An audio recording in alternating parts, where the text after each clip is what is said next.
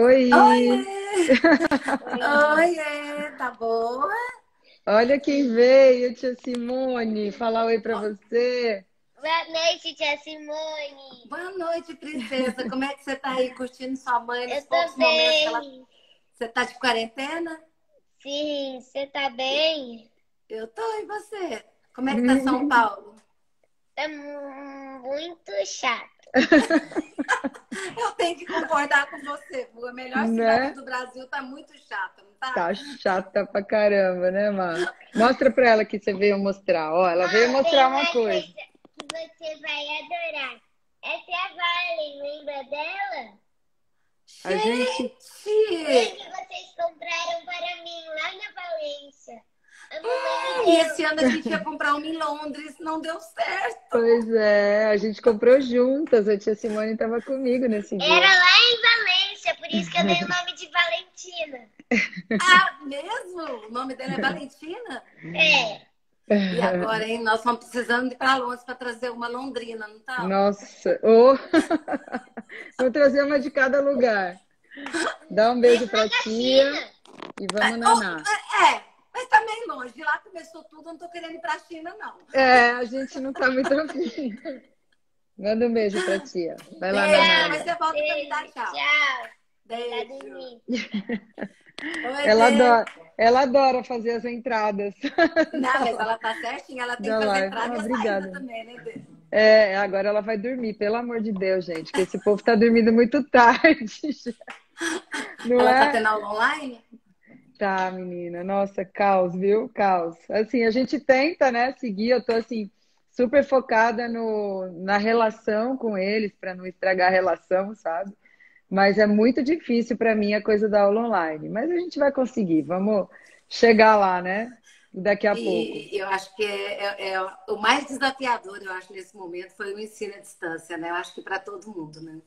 Acho que foi Sem para dúvida. nós também, né, Denise? Nós estamos passando por um momento assim que não tá fácil a nossa adaptação na vida da telemedicina, das aulas É, online. Então, é. é um outro universo, né?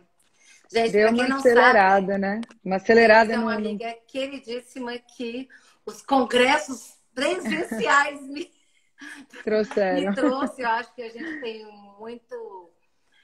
A gente adquiriu muitas amizades, né, Denise, nesses eventos que a gente tem, nesses congressos que a gente tanto faz com tanto carinho, a gente tem sentido tanta falta, né? Eu acho que isso tem aproximado a gente um pouco mais das coisas que estão acontecendo. Ela é pediatra em Verdade. São Paulo, está na linha de frente, essa frase maravilhosa que a gente está escutando agora, na É linha de verdade. frente. Uma pediatra na linha de frente É é verdade. muito desafiador, né, Denise? Para uma Uhum. pediatra como a gente, que é uma pediatra que gosta do 0 ao 20, ver doença grave nesse momento, assim, é muito que a gente vai falar sobre isso, né? Sobre É como a verdade. saúde é importante e essa linha de frente está deixando a gente tão vulnerável, né? É Agora eu queria que você verdade. apresentasse para depois a gente começar. Eu sou amiga da Simone e sou pediatra. Pediatra Eu acho que paulista, linda, é chique. tipo isso. E eu sou aqui, no momento, plantonista do Pacaembu, né? Que nem você falou. É linha de frente, é novo normal, é um monte de frase romântica e que a gente não aguenta mais, né? Vamos embora acabar com isso, que eu quero meu velho normal, né? Eu tenho conversado bastante. Eu acho interessante como as narrativas vão entrando na vida da gente. A gente vai incorporando as coisas, mas o mais belo de tudo isso é o quanto a gente é capaz de se adaptar, né? Você começou falando da adaptação das crianças, da nossa adaptação online, e isso está acelerando um processo, educação à distância, acelerando um processo que já vinha acontecendo, e finalmente a gente está vendo a tecnologia como uma aliada e não como uma ameaça, né? Porque é para isso que ela está aí. Se a gente está usando mal, é a gente que tem que usar melhor, né? Eu acho que é É, por aí. e eu convidei a Denise para conversar comigo hoje porque ela está com um projeto lindo e é o assunto de hoje, que é primordial, é um podcast que ela lançou chamado Primordial. E escutando ele, eu falei, gente, vou chamar a Denise para a gente conversar sobre isso, porque Legal. ela começa, né, Denise, definindo primordial, que é dos primórdios, né, de onde Isso. surgem as coisas. E primordial também significa o que é importante, né? O que vem primeiro. E eu fiz uma brincadeira no meu Instagram, que era perguntar o que é primordial para você. E eu recebi uns inbox assim, eu tenho até medo de falar, né? Porque na realidade, quando você fala o que é primordial, parece que você deixa o resto. E não é bem isso, né, Denise? Porque na realidade, primordial é muita coisa, é o que vem primeiro, mas também é o que é principal. E outra coisa muito interessante que você fala, que a gente vai falar depois, é o conceito de saúde, né? Que a gente confunde muito o que é saúde. Mas lendo as definições que eles falaram para a gente, e é justamente engloba o conceito de saúde, as pessoas falaram assim, muitas. O mais importante para mim são os meus filhos, a minha família, meus filhos, minha família e meus amigos. Outro, propósito de Deus na minha vida. Outros, saúde, vida, paz, amor, meu trabalho, o ser e o não ter. Respeitar o isolamento social. Essa, vou te contar que tá difícil. Essa acho que a gente já tá meio saturado, né? É verdade. Aí tem outro conceito que até tem saúde também, que é ter comida e ter casa. E desacelerar. E vendo todas essas definições, o que a gente chega à conclusão, né, Denise? Que tudo isso engloba o conceito de saúde, né? Isso então, mesmo. Como você mesmo definiu no seu podcast, que saúde, pela definição do OMS, não é só a sua saúde física, né? O bem-estar físico, mental e social. Daí a gente vem, né? Que o social também é ter uma casa, ter uma escola, ter acesso à rede de saúde. Então, a gente às vezes tem vergonha de falar o que a gente imagina que quer ter, mas às vezes o que a gente quer ter é a definição global de saúde. Então, acho que tudo que as pessoas falaram, acho que veio muito de encontro ao seu primeiro áudio do podcast, que eu assim, ó, achei super mega interessante, achei muito lindo. E eu fiz questão de trazer para as pessoas conhecerem e você falar um pouquinho disso pra gente agora. Legal, Ci. Obrigada. Nossa, super carinho, né? O que você está fazendo. É um projeto meio de vida mesmo.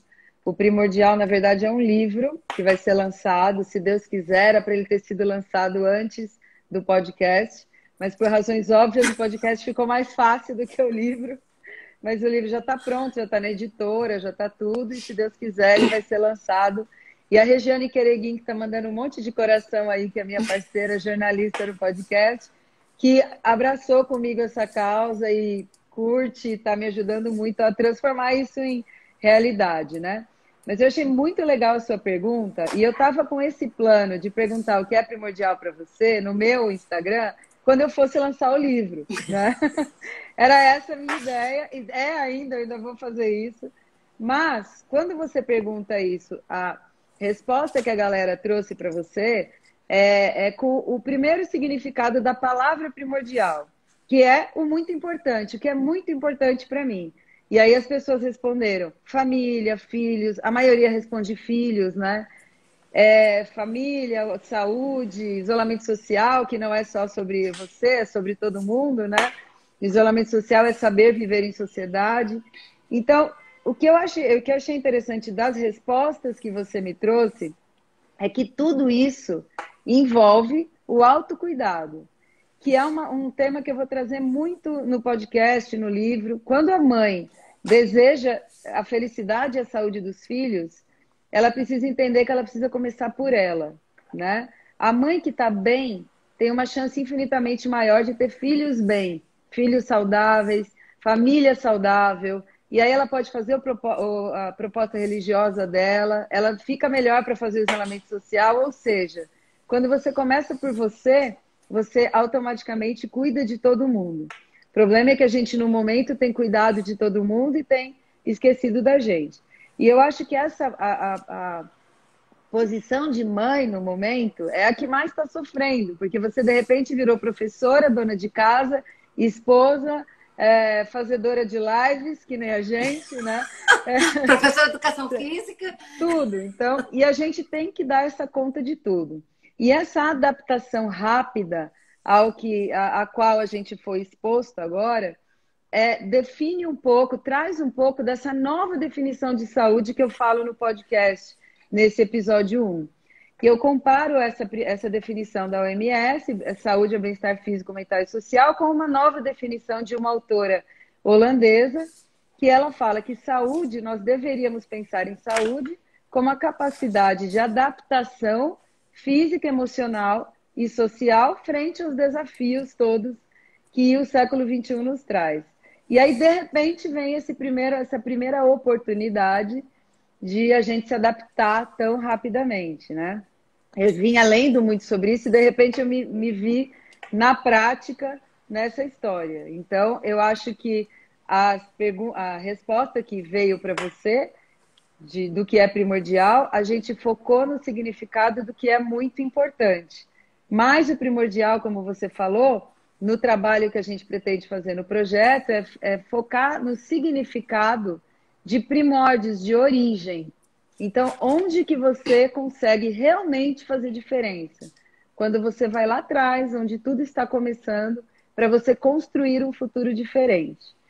A primeira vez que eu vi essa frase, esse termo, foi por conta de um estudo que eu adoro, que é o Bugalusa Heart Study, que é uma corte internacional que estuda a infância desde a década de 70, que depois estudou a saúde cardiovascular nos adultos e hoje estuda a velhice, e eles estão ali estudando ainda, né? Estão ali até hoje, essa corte.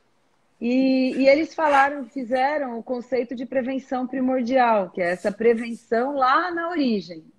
E aí foi por conta desse termo que eu fui, então, lapidando e melhorando não, mas colocando, enriquecendo esse conceito e trazendo para a pediatria, porque eu acho que o nosso papel de pediatra é muito valioso, porque quando uma família tem um bebê, nós somos os primeiros a sermos procurados. Né? Eu sempre falo isso, por mais que a criança tenha problemas psicológicos no futuro, ou fonoaudiológicos, ou odontológicos, quem é procurado primeiro é sempre o pediatra. Então, a gente tem que estar instrumentalizado para isso. E outra coisa que acontece com isso é que a carga de responsabilidade com a gente também é muito grande, né? Então, assim, tudo bem que nós somos... Eu acho que hoje ninguém trabalha sozinho, hoje a multidisciplinaridade, ela manda. Eu acho que se a gente, por exemplo, a gente está vendo hoje que quem está sobrevivendo melhor ao Covid são os que não têm comorbidades. Aí a gente vai cair no assunto que eu amo, que eu sei que você também ama, que são os primeiros 1000 dias. Se eu não tenho uma gestação saudável, se eu não tenho um bebê que nasce saudável, se eu tenho todo um erro alimentar, se eu tenho uma desbiose, se eu tenho uma obesidade, eu vou ter um adulto que hoje não estará respondendo bem a uma pandemia. Então, a gente vê que hoje os grandes afetados na faixa etária mais jovem são os que têm principalmente obesidade. E aí a gente vai numa coisa, né, Denise, que por mais eu vejo aí o tanto que a gente gosta de falar nisso, a gente estuda, mas o quanto é difícil fazer uma alimentação saudável, né? E ontem eu escutando seu podcast, você falando que a gente não pode colocar os avós, os parentes como vilões, que na realidade a comida é um contexto emocional e social que a gente precisa parar de crucificar também alguns pequenos deslizes, porque isso vai levando também a uma coisa que eu estou vendo muito no meu consultório, que é um distanciamento muito grande da família, dos avós, dos tios, de eventos que possam dar doce, qualquer coisa assim. E a gente tem sentido uma culpa de novo na mãe por não estar fazendo o correto. Eu sei que você gosta muito de falar sobre a introdução alimentar e eu gosto muito de falar da criança de 0 a 20 e eu acho que a gente tem uma responsabilidade junto com nutrição na gestação, psicólogo, ginecologista, obstetra, de tentar preparar essa nossa criança que está saindo hoje dessa pandemia, talvez. Não sei, isso é uma coisa que eu vou deixar para o fim para te perguntar, como será que nós vamos sair depois, né? Mas que a gente precisa preparar essa criança para as próximas pandemias, porque não vão parar de ter, vão existir outras. O mundo é feito de ciclicamente pandemias, né? Para a gente poder criar serzinhos melhores, né?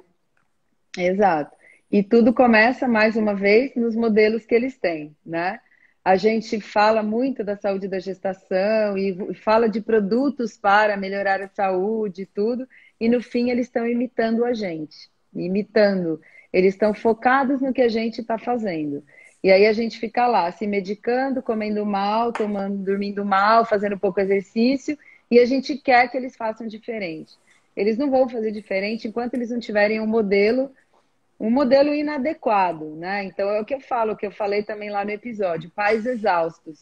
Quem são os modelos? São pais exaustos, sobrecarregados, de saco cheio, pais que estão lá, responde para o filho ao mesmo tempo que responde para o celular, não presta atenção, não se dedicam à responsividade, mas não porque não querem, mas talvez porque não esteja dando tempo. Não sei se você está acompanhando a reabertura aqui de São Paulo, né? Que eles estão comentando que talvez tenha uma reabertura. Aí eles vão reabrir, mas eles não vão reabrir as escolas. Então, assim, pessoas que têm filhos, mães, vão voltar a trabalhar e, tipo, a criança... Né? Então, assim, é engraçado começar essa posição de mãe que deveria ser a mais valorizada, como eu sempre falo que o Harari sempre cita, né? O escritor do Homo Sapiens, que já passou da hora da gente entender que a infância é a coisa mais importante que existe. O cara não tem filho, não é pediatra, ele é historiador mundialmente conhecido, escritor de 3 best-sellers.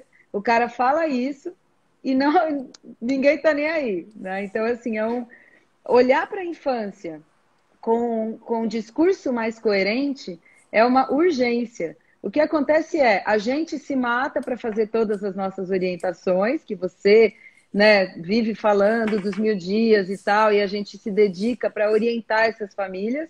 Ela pisa para fora, ela liga o canal do YouTube e começa a seguir os caras que ensinam as crianças a serem nada mais nada menos do que consumidores, do que seguidores, do que uma manada que pensa todo mundo igual. Então está muito longe de ser só nossa essa responsabilidade. É nossa, é dos pais, mas é de todo mundo. Enquanto a gente permitir um ambiente que não fale a mesma língua que a gente, dificilmente a gente vai conseguir construir um futuro diferente. Isso aí você está falando, eu estava na telemedicina esses dias e uma mãe, o marido dela, profissional, a mãe também trabalha, os dois áreas da saúde. Ele deu Covid positivo e o hospital afastou ela por 15 dias porque ele estava positivo e estava esperando se ela fosse positivar.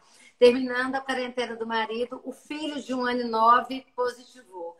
Aí ela falou, o que eu faço do meu emprego? Eles não vão aceitar outra testagem de 15 dias. Eu falei, mas eles têm que aceitar, porque afinal de contas, se seu filho positivou, provavelmente você vai positivar também. Então tá todo mundo ali, né? Então ela estava assim, extremamente desesperada, porque ela já tinha usado um atestado de 15 e o filho dela tinha positivado. E essa pressão, que você está falando, nos modelos na família está muito grande. E agora ficou muito evidente, né? Porque é o que você está falando.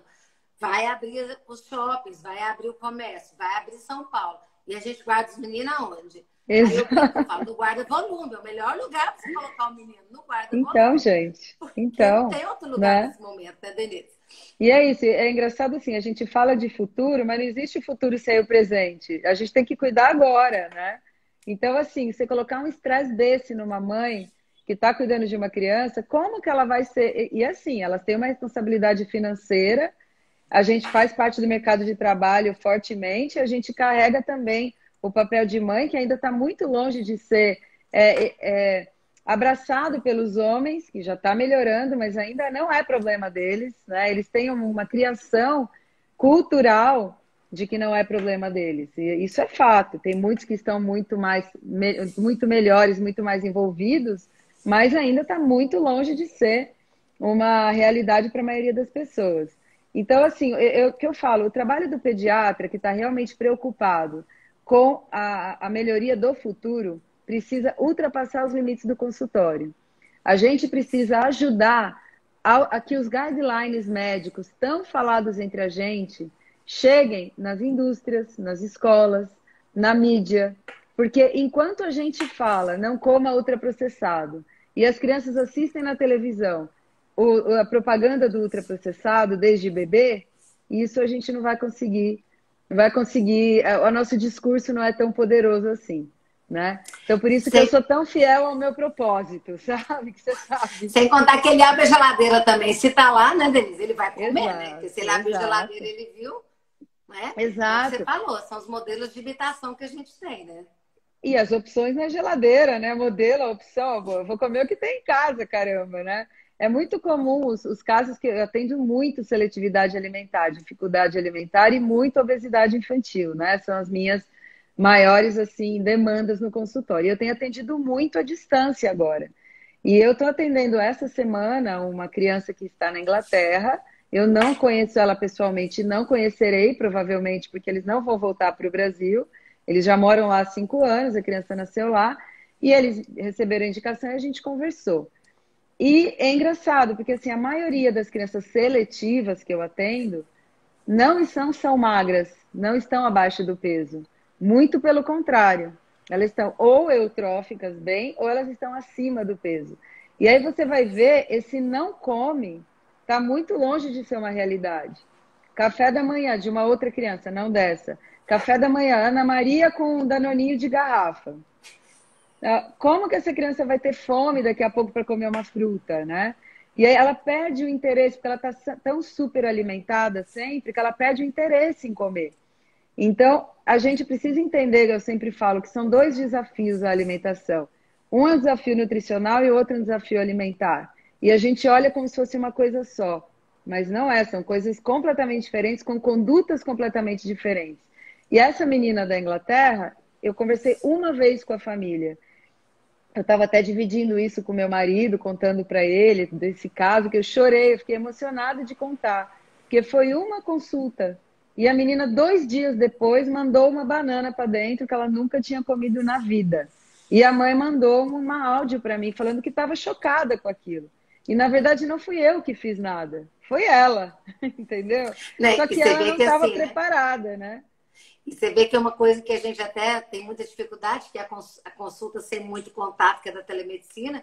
E você vê que, como assim, às vezes, a gente pensa que não consegue atingir, e você consegue fazer mesmo que a Sim. distância, né? Exatamente. Sim, sabe uma coisa que eu tenho assim muito defendido? A gente sempre fez isso, pediatra.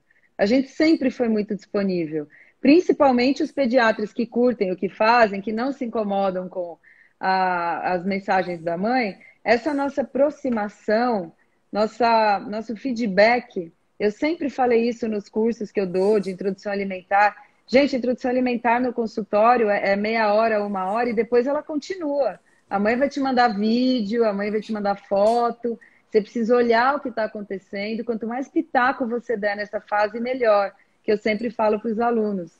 E é isso. Agora ficou legalizado o que a gente sempre fez, né? Essa aproximação, orientação à distância, porque é necessário. Hoje a gente tem essa ferramenta que não é para tomar conta da sua vida, é para você usar ao seu favor e a favor do seu paciente.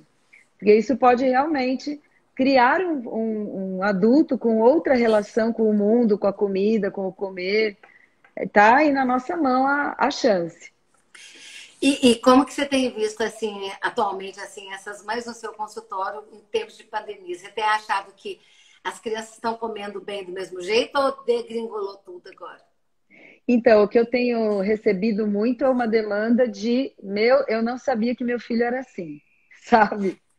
É muito impressionante o quanto a gente não está tendo tempo para observar, né, o que está acontecendo. Então, agora eu estou vendo muito como uma oportunidade grande para a infância e para a parentalidade esse momento. Claro que, né, dadas as devidas dificuldades do trabalho online, mas eu entendo muito como uma oportunidade e estou vendo muitas pessoas aproveitando isso como uma oportunidade. Eu notei o seguinte, no início rolou um comer emocional muito grande, né? Vou me jogar no... Ah, não, a gente... Igual plantão, sabe? Ah, eu dei plantão, então agora eu vou comer chocolate. Aí você engorda 8 quilos na residência. Tipo isso. Uma autocompaixão, assim, de vou comer para me acariciar, né? Isso aconteceu muito. Mas eu também vi o contrário. Muita gente reorganizando justamente porque estava com a oportunidade de estar em casa, observar, comer junto. Eu vi muito mais isso do que degringolar. Outra coisa E que eu vi você? também, né? A gente fica olhando aí, é o tanto que as crianças às vezes começaram a cozinhar com os pais, né? Fazer Sim. bolo, fazer sanduíche, fazer salada de fruta. Esse momento também de você ensinar seu filho a escolher, saber o que é um alimento, né? Porque às vezes a gente vê nessas oficinas de alimentação como às vezes as crianças não sabem nem o que é uma verdura, o que é um Ah, legume, sim. né? Sim, não tem oportunidade. Eles não aprendem, se nada do que eles não têm oportunidade de aprender.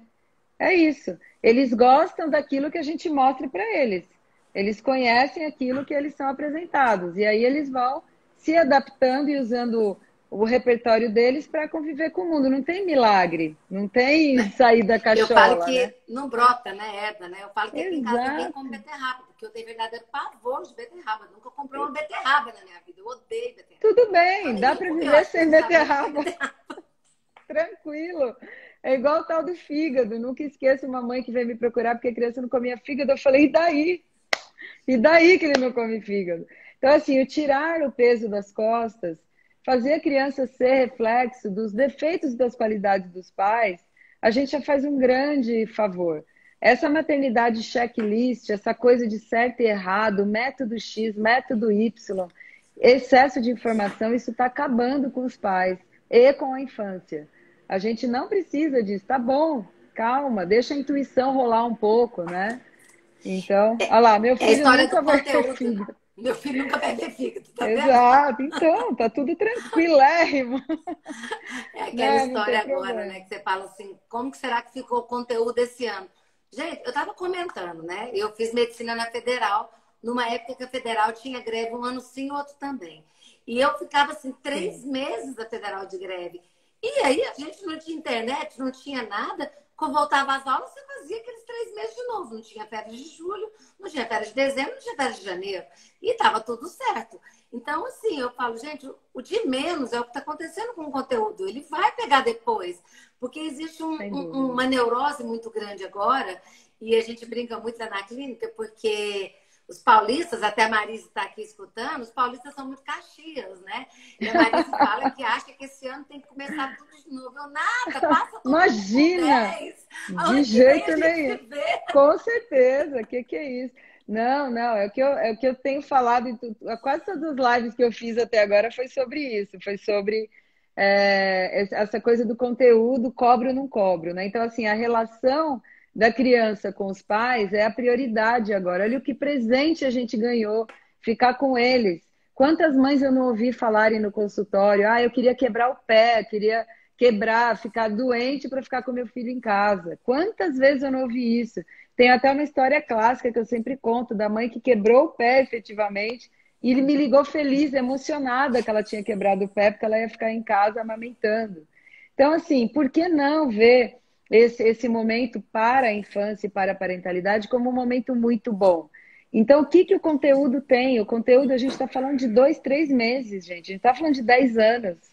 E mesmo que fossem 10 anos, eu estudei em escola pública a vida inteira, do pré ao doutorado. Sempre tive dificuldade, menos conteúdo, greve, que nem você, mas eu me virei depois. Tudo bem, estou falando da minha história, né, que não é evidência científica, mas a gente sabe que a escola tem o papel de ensinar a convivência social e o conteúdo. O resto é com os pais a capacidade de adaptação, cooperação, colaboração, criatividade, os benditos 4 Cs que está todo mundo falando o tempo todo aí do governo, uma proposta do governo americano para as novas gerações. Então, esse é o nosso momento. Agora, traumas desse momento, a escola não vai conseguir resolver. O conteúdo, sim. Agora, depressão, porque o pai ficou brigando a quarentena inteira, né? Ansiedade por causa da cobrança dos pais, isso a escola vai ter mais dificuldade. Agora, o conteúdo eles conseguem correr atrás. Então, agora a prioridade, lógico, dentro do possível, né? Prioridade são as relações, sem sombra de dúvida. É o momento, é usar o momento para a criança ter uma boa lembrança desse momento tão difícil, que dá para ter. Outra coisa que você falou aí, né, que é sobre o aumento das angústias e depressões, né? E a gente fala o seguinte, sempre vão ter, né? Então, assim, Uhum. a depressão ela já existia antes do coronavírus, né? A depressão infantil Sim, ela já vem aumentada há muito tempo. Talvez a tela vai diminuir um pouco agora, talvez a gente está conseguindo enxergar mais, porque essa infância vinha vindo muito isolada, muito sofrida. Eu vi as crianças muito tristes, assim, é o que você falou, não se brinca mais, né? Não se... Até me perguntaram assim, mas acontece que agora o coronavírus não vai poder mais ter contato com ninguém. Não, gente, vai voltar, vai ter contato, vai pisar na terra, vai para a fazenda. Não é assim, né? Neste momento em que a gente não estava preparado, não tem uma proteção, uma cobertura vacinal, a gente está passando por esse isolamento, mas vai passar. E o que não vai passar se a gente não cuidar são os relacionamentos interfamiliares, né? Ah, exatamente. Esse sim a gente precisa abrir os olhos. Como a gente tem visto separações, né? Como a gente tem visto mães sozinhas aumentando depressão pós-parto. Então, assim, isso a gente tem visto muito. Isso é uma coisa que a gente precisa, como pediatra, como mãe, né? Como tudo que a gente tenta fazer, abrir o olho e tentar ajudar, né? Exato. E essa coisa da relação é um pilar muito importante da saúde. A pessoa sozinha, ela envelhece pior. Pessoa que tem boas relações, tanto familiares quanto de amigos, também é cientificamente comprovadíssimo que é um dos principais fatores de uma velhice saudável, principalmente mental, né? Neurológica e psicológica.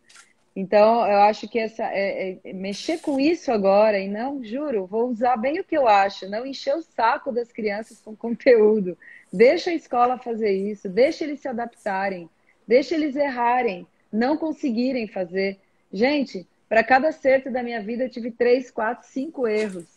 Deixa eles errarem, pelo amor de Deus, deixa pular uma refeição, ninguém vai morrer de fome, né? Deixa fazer a lição sozinho e ver o que acontece.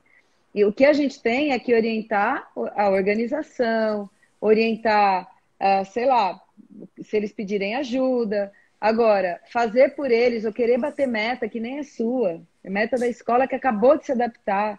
Então, assim, calma, sabe? Eu acho que está todo mundo aprendendo com isso. A própria escola está repensando muita coisa. Eu fiz uma live com o Alexandre Sayad, que é um educador sensacional. Ele está fazendo live direto também. E ele escreveu um texto que eu postei essa semana no meu Stories, que o título é Alguns vitrais foram quebrados, favor não substituí-los. Eu achei sensacional. Eu vi, Tipo, essa frase linda, linda. Deixa né? quebrado, gente. Deixa quebrado. A escola estava precisando mudar, a criança também. A medicina está mudando, está tudo mudando. Então, vamos deixar mudar, né? Sem colocar a nossa carga de cobrança, de ter que falar inglês com 3 anos, de ter que estudar em Harvard, de ter não sei o quê. Deixa essa carga para eles, essas escolhas para eles. Eles têm que ser adultos saudáveis emocionalmente. Se não, não adianta nada ter conteúdo. Se você é um expert em matemática, mas você é ansioso, todo o seu talento pode ir por água abaixo, porque a ansiedade pode brecar o seu talento em matemática, e isso serve para tudo, né? Então, por isso, eles precisam se sentir encorajados, acolhidos, motivados. Esse é o nosso papel agora. E aí, falando a pergunta que eu ia te fazer, você acha que a gente vai sair melhor disso, Denise? Eu não tenho a menor dúvida. Eu acho que, nossa, eu sou muito otimista. Eu acho que a adaptação é tudo de bom. Para pensar no normal que a gente estava, né? Para pensar o que estava acontecendo. E, de repente, a gente teve essa chance de repensar tudo, como tem todo mundo falado, ressignificar relações, valores, né? Pensar no dinheiro, nos gastos. Como a gente está ganhando menos, a gente está gastando menos. E olha, a gente está sobrevivendo. Veja bem, cartão de crédito né? tá baratinho, né, Denise? Exato. A gente vive sem shopping, né? As crianças... Agora, sabe, eu acho que 2 legados importantíssimos precisam ficar, que eu até coloquei já nos episódios aqui do Primordial mais para frente. Então, assim, um legado que eu acho que a pandemia vai deixar, que é maravilhoso, é o valor da ciência, tá? Eu já fui ridicularizada por estudar, tá? Você estuda muito, você é tonta, você não sabe ganhar dinheiro, essa coisa do cliente, paciente-cliente, né? Eu falo que o paciente-cliente que quer ouvir o que ele quer, não precisa de um médico. O médico precisa falar o que o paciente precisa ouvir. É isso que vai mudar a vida da família. Se você está lá para ouvir o que você quer, amigo, pode ir em outro lugar. Aqui você vai ouvir o que você precisa. Porque senão o meu papel não existe. E aí, goste ou não. Se não gostar, também tá beleza. Tá cheio de pediatra por aí. É por aí. Eu acho que a gente está muito errado com esse conceito de ter que agradar o tempo todo. A ciência está aí, não está para agradar ninguém. A Covid está aí mostrando quanto a gente precisa de investimento em saúde, em ciência, em educação, em faculdade, em professor. Cadê os nossos cientistas que foram embora o ano passado para outro país? Porque encontrei vários quando eu fui para a Austrália ano passado. Encontrei 3 brasileiros que tinham ido para lá porque não eram valorizados aqui. E aí, agora como é que faz, né? Então, a ciência como algo muito importante é um legado que a Covid vai deixar, na minha opinião. Eu vi outro dia, quando um cientista estava dando uma entrevista aí na TV Cultura, as pessoas desesperadas para não perder, e eu nunca vi isso acontecer. Foi a primeira vez na vida que eu vi as pessoas interessadas no cientista falando, tá? Isso para mim foi muito legal, porque eu sempre achei que é por aí. E o que os digital influencers fizeram? A nossa mais conhecida teve até que sair do meio de campo, porque foi lá e falou tudo o contrário do que precisava falar. Então, o que a gente tem que valorizar, gente? O conhecimento, pelo amor de Deus. A ciência, o conhecimento, quem estuda, quem dedica a vida ao estudo é quem está salvando as nossas vidas agora, tá? Eu conheci uma pessoa super especial no Pacaembu, que é o Fábio Rassi. Eu, se Deus quiser, vou conseguir trazer ele para uma live ou para um podcast, sei lá, qualquer coisa. Mas é um cara, assim, que mudou a minha visão sabe, dessa dedicação ao desastre. Ele dedica a vida dele ao desastre. Ele foi para o Haiti, ele foi para Mariana, ele foi para Brumadinho, ele foi para o Porto Rico, lá não sei aonde. E na hora do vamos ver, quem que estava preparado para montar um hospital de campanha? Ele, né? Que a gente nunca imaginou que existisse essa especialidade, medicina do desastre. Então, é isso que eu estou querendo dizer. A ciência, esse jogo rápido da geração de hoje, de preciso com 30 anos ser diretor e ganhar milhões, isso não salva vidas. Isso só salva a sua vida. Não salva o mundo, né? Esse é um dos legados, pode falar, sim. E esse é outro conceito também que eu bato muito no consultório, porque quem tem consultório muito cheio sofre o peso de não ter vaga para o dia que seu filho está com febre, né? E uma coisa que eu sempre bati muito na tecla é que a criança que está bem alimentada, a criança que está vacinada, a criança às vezes que vai mais tarde para uma escola, ela adoece menos. Hoje a gente está vendo 3 meses de criança sem adoecer. Não tem menino doente. Existem bebês que não conseguiram voltar nos pediatras para fazer um retorno de parto. Existem bebês sem acompanhamento de puericultura. Mas a doença, ela diminuiu assustadoramente. E o que eu sempre falo para meus pacientes, você precisa de um médico que te acompanhe na vida e não na amigdalite. É muito fácil tratar uma dor de garganta. Agora, tratar o seu filho, saber como ele é, do dia que ele nasceu. Eu sei que ele teve esofagite eosinofílica, eu sei que ele quebrou a perna, eu sei que ele teve dificuldade escolar. Esse médico que te conhece de 0 a 20, ele tá sumindo. Aí assim, eu sou pediatra de 0 a 2, eu sou pediatra da adolescência, eu sou pediatra de 2 a 6. E assim, é muito difícil você assumir e falar, eu sou pediatra de todo dia. Não, eu não tenho vaga, eu tô cheia. Mas ele teve febre. Hoje, eles estão começando a entender um pouco o que é um acompanhamento, porque as doenças desapareceram um pouco nesse período e eles estão percebendo que nem só de tosse vive o mundo, né, Denise? Então, assim, Exato. O pediatra que cuida do dia a dia, o pediatra geral, aquele que te dá colo, é a chance, eu sempre falo isso, eu falo isso muito para a Marise, né, que é presidente da Sociedade Goiana, a gente tem que se posicionar e se valorizar, que é agora que está vendo que o quanto é importante a saúde, que você disse, mental, social e física de todo mundo, né? E a gente tem esse privilégio, a gente pediatra, de poder fazer isso, né? O que você falou é tudo. Como assim? Eu nunca ouvi falar disso, Si. Pediatra de 2 a 6. Eu nunca ouvi falar disso. Eu só atendo de 0 a 2, né? Eu atendo só até 6. Não, eu só paro com 10, tem demais. É difícil você falar só atende de 0 a 20, sabe? É muito difícil. Não, não compartilho, nunca ouvi falar. Então, assim, eu acho assim, a Aí, ó, tem medicina nisso tá... pediatra falando também, ó, existe A D. muito, muito. A D tá aí também. Então, na verdade, assim, a gente está cada vez mais cíclico, né? A gente está cuidando da gestante, está cuidando da avó, porque a avó está fazendo interferência ali no que você está fazendo também. Então, a gente está cada vez mais cíclico. Eu falo que o pediatra é muito o médico da família. A medicina de família está crescendo muito em São Paulo, porque parece que esse conceito está realmente de volta, né? De que eu preciso olhar para o todo, preciso parar de ficar vendo patologia em tudo, pedindo exame para tudo e tal, né? Então, eu acho que é por aí. Mas você falou do legado, e tem um outro legado que eu acho que é o segundo e tão importante quanto, que é a gente está tendo a oportunidade de ver que as crianças se adaptam a limites reais, tá? O que acontece? Você mesmo já falou isso para mim numa conversa ao vivo, presencial. Você falou para mim assim, não, porque quem manda é o menino, né? Seu jeito de falar do menino. Quem manda é o menino. O menino chorou, eu não dou o remédio porque o menino chorou, né? Então, a gente hoje tem a oportunidade de mostrar para as crianças o quê? Você sofre, você chora, mas a escola não vai reabrir porque você está chorando. A pandemia não vai embora e as coisas não vão voltar porque você está revoltado e quer sair de casa. E veja bem, eles estão sobrevivendo, eles estão se adaptando. Então, eu acho que é um grande presente para essa geração entender o quanto eles são capazes de se adaptar quando a gente deixa. O problema é que a gente não deixa, a gente interfere em tudo, tá? Essa menininha que eu falei da Inglaterra, que comeu uma banana inteira pela primeira vez na vida, a única coisa que essa mãe fez foi não interferir, tá? Mas ficar muito tempo esperando tudo. Ela filmou, você deu 6 minutos e meio, o primeiro vídeo que ela fez.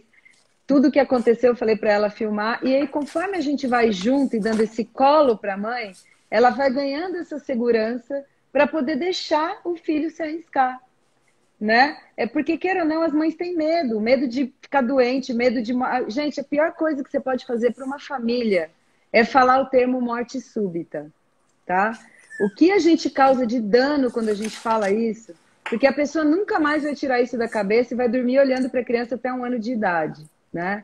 É complicado, a gente precisa melhorar a nossa comunicação. Foi isso que aconteceu com a Covid. Aqui em São Paulo, especificamente, um áudio saiu do celular de um médico famoso. A partir daí, o mundo acabou, porque todo mundo entendeu que todos íamos morrer, né? As pessoas não têm a obrigação de entender a informação médica, elas não são médicas. A gente tem que transformar essa informação em algo entendível e que não cause danos, que é a minha grande bandeira. A gente precisa parar de causar tanto com as famílias. E eu acho que É nesse isso. ponto aí, acho que a Covid de novo vai mostrar isso pra gente. Como todo mundo entende do tratamento, né?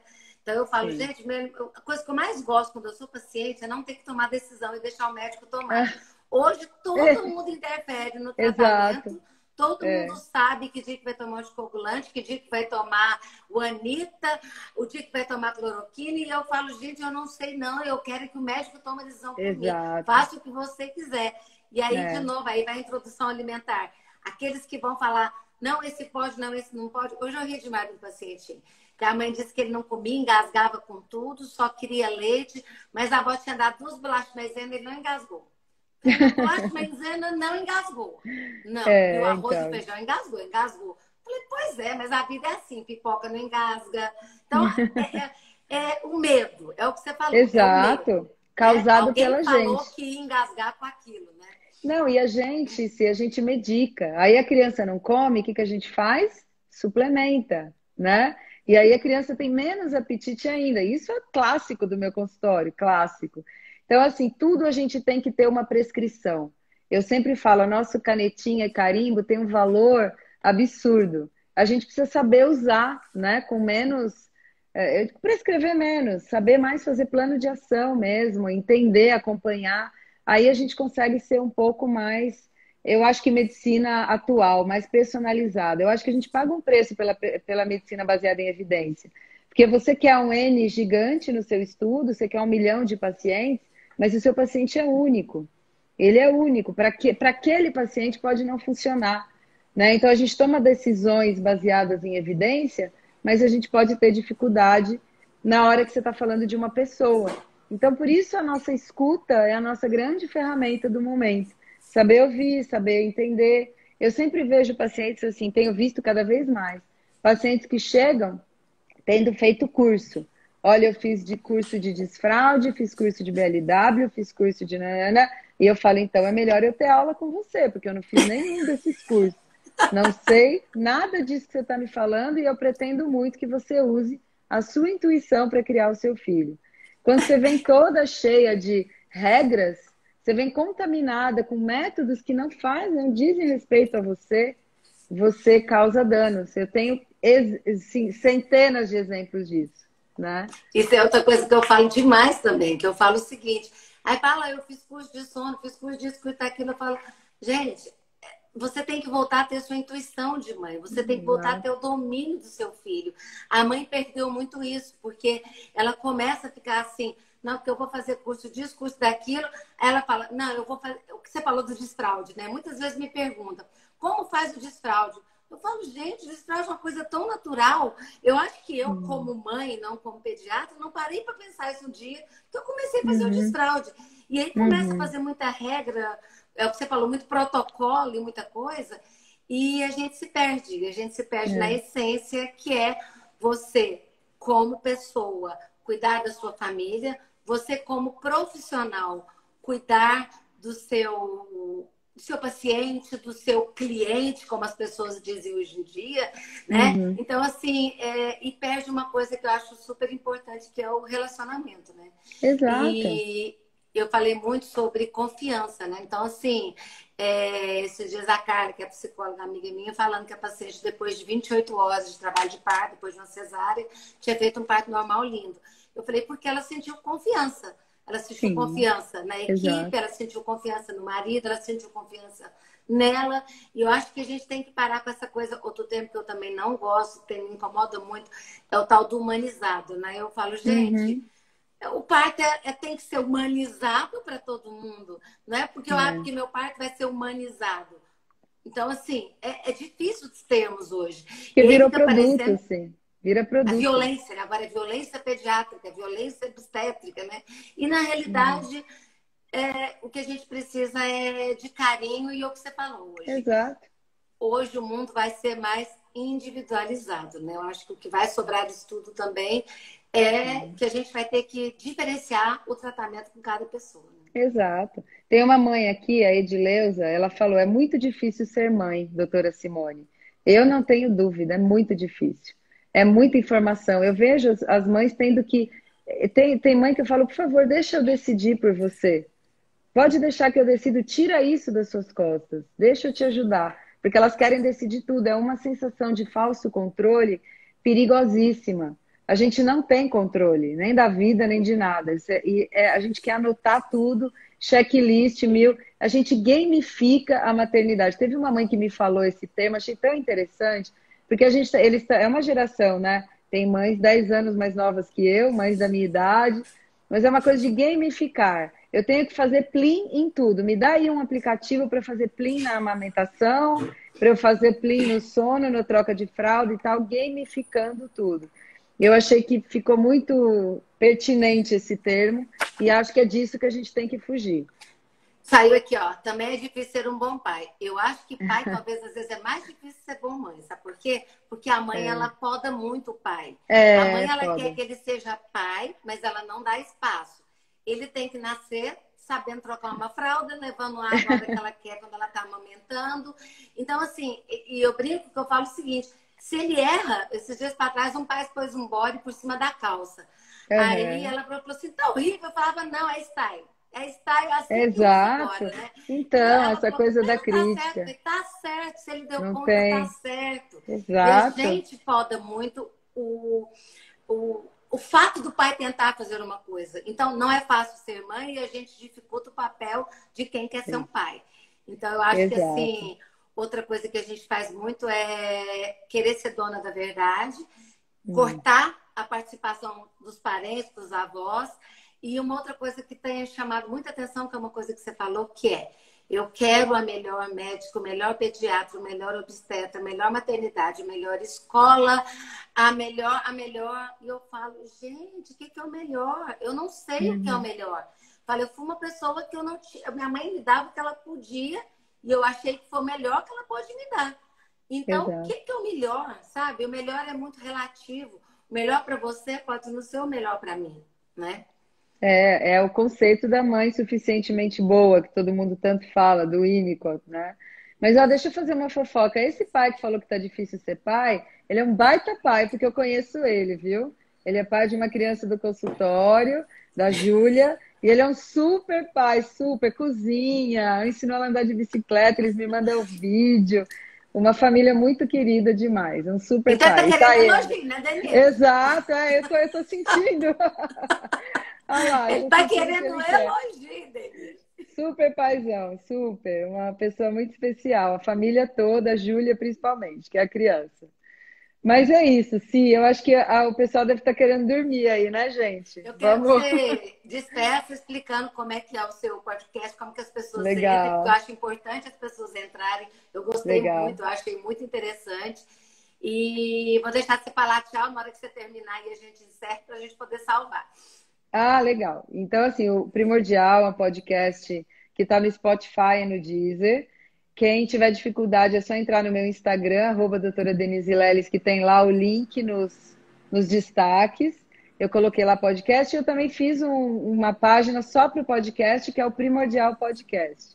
E aí você pode, se você tiver o Spotify, pode ouvir por lá. E a gente também deixou o link de todos os episódios no próprio site doutoradeniseLeles.com.br, para você pode ouvir direto do site, não precisa ter aplicativo nenhum. A ideia do Primordial é o início de um projeto muito maior, que se Deus quiser vai vir aí o ano que vem. E a gente está estreando o primeiro curso online agora, no dia 27 de junho. A gente vai fazer um curso para profissionais de saúde, de introdução alimentar, com toda essa abordagem, esse olhar multidisciplinar. Eu estou com uma visita aqui, deixa eu pegar para você ver minha visita, ó. A minha visita é grande, já não pode ficar aqui. O Ele meu é fica um querendo. golden imenso. Ai, que lindo. E eu fiquei com medo dele pular aqui, derrubar tudo, e resolvi pegar ele. Então, e aí tem o curso, e aí, se Deus quiser, vão ter outros, né? A gente está iniciando. Eu falo que a Covid acelerou um processo que já estava começando. E eu tenho parceiros queridos demais que estão me ajudando em tudo isso e estou realizando esse sonho. Conto com todo mundo para ver, para ouvir o Primordial, para ver os cursos. A gente pretende fazer cursos para pais também. Se Deus quiser, vamos ter um curso presencial e estamos cheios de planos aí. Ai, em breve, espero que seja em breve. Ah, sim, eu Denise, tenho muito fé. obrigada por ter aceitado meu convite. Você é uma pessoa muito especial. Eu falo que a vida nos traz alguns presentes que, assim, eu brinco, né? Que você é a nossa amiga elegante, né, Denise de Belo Horizonte? A nossa amiga elegante, a Gente, Denise é a nossa amiga educada de Belo Horizonte, de Viés. ai, Eu, a Tati, somos maloqueiras, né? Goiânia e Rio de Janeiro. eu lembro muito da Manu. A Manu, não sei se ela está aí, mas Tá, o dia que eu conheci ela, toda vez que ela fala comigo, ela fala. A gente ri muito, porque quando ela me conheceu, ela falou: Você não passou na minha goela. E depois você veio, a gente ficou super amiga depois, né? Então é aquela coisa da primeira impressão e o estresse e tudo. gente, é porque Mas a graças a Denise, ela é Deus, chique. Ela foi para Valência levando um Miracle para fazer cacos no cabelo. Ela é aqui, nossa ó. amiga chique, entendeu? Aqui, ó. Sempre, sempre. Tá lá, sempre na minha bolsa. Muito Você obrigada viu? por ter. Vou salvar a live, depois vou te enviar, porque agora o nosso Instagram tá dando essa maravilha que a Tatiane me ensinou, que eu posso enviar depois para Legal, você salvar também. E muito legal. obrigada por aceitar meu convite. Fiquei Eu muito feliz. também. Adorei muito, sim. Muito obrigada mesmo pelo carinho, pela oportunidade. Vamos repetir, vamos nos encontrar, né? Se Deus quiser, logo. Vamos sim. Fiquem Boa bem aí, noite. viu? Boa Amém. noite. Tchau, Gente, tchau. Se obrigado por cuidem. tudo. Vai ficar salvo no meu, depois vocês entrem. Boa noite. Tchau, tchau. Tchau.